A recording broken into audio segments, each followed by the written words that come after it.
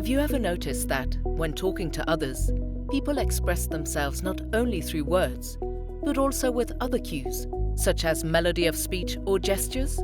The melody of speech, technically known as prosody, and gestures play a key role in social interactions. These nonverbal cues are also vital for children, as they develop language and learn to communicate. For some children with language development problems, these prosodic and gestural cues can be even more important. This is the case for children with Developmental Language Disorder, DLD. Children with DLD often struggle to express themselves with language. Vocabulary and complicated sentences are more challenging for them, and they can take longer to process what others are saying. DLD is much more prevalent than other neurodevelopmental disorders, such as autism. It is estimated that there are 1 or 2 children with DLD in a typical primary school classroom. Paula has DLD. Her teacher has always been advised to talk to her slowly.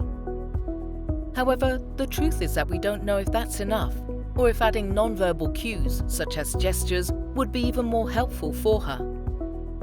A team of researchers at the Cognition and Language Research Group, GRECIL, an inter-university group with members from both the Universitat Oberta de Catalunya and the University of Barcelona, has conducted the PROGESPRAG project. We've explored for the first time how these cues, prosody and gestures, can help children with DLD better understand other people's communicative intent. For example, if Paula's mother wants her to turn on the light in her room, she can say, "Paula, this room is very dark." But Paula has trouble understanding whether her mother is actually asking her to do something because she has asked indirectly.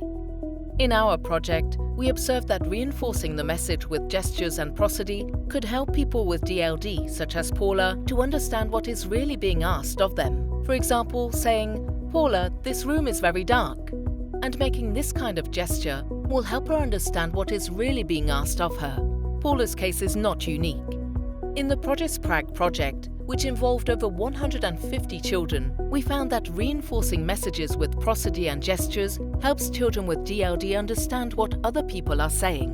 If you're an early childhood or primary school teacher, emphasizing what you want to say with prosody and gestures can be a useful strategy. For example, using strong intonation when asking a question can help children identify your communicative intent. This will help all the children understand you better, especially those with developmental language disorder like Paula. Children with DLD can find it a little more challenging to express themselves and understand others. But with a bit of effort, we can support their development and together help build a better society.